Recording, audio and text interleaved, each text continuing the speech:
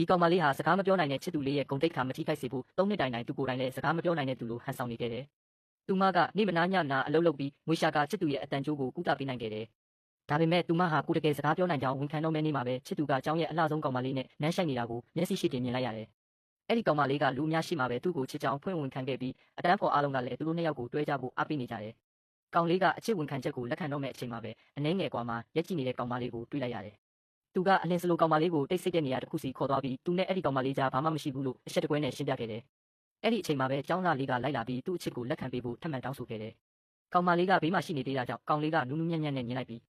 အရင်တုန်းကကားမတော်တဆမှုကြောင့်ငါစကားမပြောနိုင်ခဲ့ဘူး။သူသာမနာမနေခရူးဆိုင်မပေးခဲ့ရင်ငါဒီလောက်ညံ့ညံ့ပြန်ကောင်းလာမှာမဟုတ်ဘူးလို့ပြောခဲ့တယ်။ဒါပေမဲ့သူစကားဆုံးတာနဲ့အတန်းဖော်တချို့ရောက်လာပြီးမင်းကအရင်တုန်းကစကားမပြောနိုင်လို့ပဲသူနဲ့တွဲနေတာလားလို့လှောင်ပြောင်ကြတယ်။အဲ့ဒီစကားတွေကကောင်လေးရဲ့စိတ်ကိုပြင်းပြင်းထန်ထန်ထိခိုက်စေခဲ့တယ်။သူကသူ့ကိုယ်သူအခုတော့တာမန်လူတစ်ယောက်ဖြစ်သွားပြီလို့ထင်နေပြီးစကားမပြောနိုင်တဲ့ကောင်မလေးနဲ့တွဲနေလို့လူတွေရဲ့လှောင်ပြောင်မှုကိုမခံချင်တော့ဘူး။ဒါကြောင့်သူကကျောင်းမှာတော့ငါတို့မသိတဲ့သူတွေလိုပဲနေကြရအောင်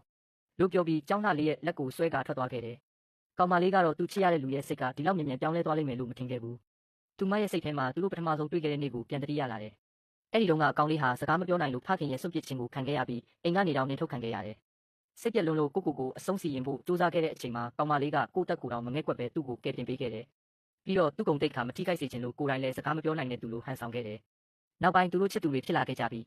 ကောင်လေးကဘဝတစ်လျှောက်မင်းတစ်ယောက်တည်းကိုပဲချစ်မယ်လို့ကတိပေးခဲ့တယ်။အဲ့ဒီကတိကိုယုံကြည်လွန်းလို့ကောင်မလေးဟာမိခင်စီစဉ်ပေးထားတဲ့နိုင်ငံခြားပညာသင်အခွင့်အရေးကိုတောင်ညှင်းပယ်ခဲ့တယ်။သူမကချစ်သူရဲ့အတန်ပြန်ကောင်းသွားရင်သူတို့ဘဝလည်းပျော်ရွှင်လာမယ်လို့ထင်ခဲ့တာပါ။ဒါပေမဲ့အခုတော့သူမစကားမပြောနိုင်ဘူးလို့ထင်ပြီးသူကအထင်သေးနေခဲ့တယ်။နောက်တစ်နေ့မှာတော့အပြစ်ရှိတယ်လို့ခံစားရတဲ့ကောင်လေးကကောင်မလေးအတွက်ဆန်ဝစ်နဲ့ရုပ်ရှင်လက်မှတ်တွေဝယ်လာခဲ့တယ်။ကောင်မလေးလည်းသူ့ကိုခွင့်လွှတ်ဖို့စဉ်းစားနေချိန်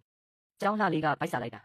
လို့ပြောလိုက်တယ်။အဲ့ဒီစကားကြားတာနဲ့ကောင်လေးကကောင်မလေးအတွက်ဝယ်ထားတဲ့ဆန်ဝစ်ကိုကျောင်းသားလေးကိုချက်ချင်းပေးလိုက်တယ်။ဒီမြင်ကွင်းကိုမြင်လိုက်ရတဲ့ကောင်မလေးရဲ့နှလုံးသားကနာကျင်လွန်းလို့မခံနိုင်တော့ဘူး။အဲ့ဒီနောက်ကျောင်းသားလေးကမွေးနေ့ပါတီကိုလာဖို့ဖိတ်ခေါ်ခဲ့တယ်။အဲ့ဒီပါတီမှာနာမည်ကြီးစီးပွားရေးသမားတွေအများကြီးလာမှဆိုတာသိထားတဲ့ကောင်လေးကကောင်မလေးလိုက်လာရင်သူ့အတွက်အဆက်ရစီမယ်လို့တွေးပြီးသူမကိုစားညှင်းလိုက်တယ်။သူမလာတော့ဘူးငါတယောက်တည်းလာမယ်လို့ပြောပြီးကျောင်းသားလေးနဲ့အတူထွက်သွားခဲ့တယ်။အဲ့ဒီအချိန်မှာပဲမိုးကတဲတဲမဲမဲရွာလာခဲ့ပေမဲ့ကောင်မလေးမှာတော့မိုးကိုခြင်းစိတ်တောင်မရှိတော့ဘူး။ပါတီပြီးသွားတဲ့နောက်တကူလုံးမိုးရေဆူရွှဲနေတဲ့ကောင်မလေးကကောင်လေးရှိကိုရောက်လာပြီးအိမ်လိုက်ပို့ပေးပါလို့လက်ဟန်နဲ့ပြောခဲ့တယ်။အဲ့ဒီအချိန်မှာအတန်းဖော်တယောက်ကမင်းဒီကောင်မလေးကိုသိလားလို့မေးလိုက်တယ်။ကောင်လေးကဆူရွှဲပြီးရှုပ်ပွားနေတဲ့ကောင်မလေးကိုကြည့်ရင်သူ့အတွက်အဆက်ရတယ်လို့ခံစားလိုက်ရတယ်။ဒါကြောင့်သူမကိုမသိတဲ့သူလိုဟန်ဆောင်ပြီးလှည့်မကြည့်ပဲဖြစ်သွားခဲ့တယ်။အဲ့ဒီအခိုက်အတန့်မှာပဲကောင်မလေးကသူ့အပေါ်ရှိခဲ့တဲ့မျှော်လင့်ချက်အားလုံးကိုလုံးဝဆွတ်လွတ်လိုက်တယ်။သူမကမိခင်ပေးထားတဲ့နိုင်ငံခြားပညာသင်အခွင့်အရေးကိုလက်ခံဖို့ဆုံးဖြတ်လိုက်ပြီး3ရက်အကြာမှာထွက်ခွာဖို့စီစဉ်လိုက်တယ်။3ရက်ဆိုတာလည်းမျက်စိတမိတ်အတွင်းကုန်ဆုံးသွားခဲ့တယ်။မထွက်ခွာခင်နောက်ဆုံးအနေနဲ့ကျောင်းရဲ့တချင်းစုပြိုင်ပွဲကိုတွားကြည့်ဖို့ဆုံးဖြတ်ခဲ့တယ်။ဒါပေမဲ့ခမ်းမထဲဝင်တော့မယ့်အချိန်မှာဝန်ထမ်းတစ်ယောက်ကသူမကိုတားလိုက်ပြီးဒီနေ့ဖြောပြရမယ့်ပြိုင်ပွဲဝင်တွေထဲမှာမင်းလဲပါတယ်မကြခင်မင်းလဲရောက်တော့မယ်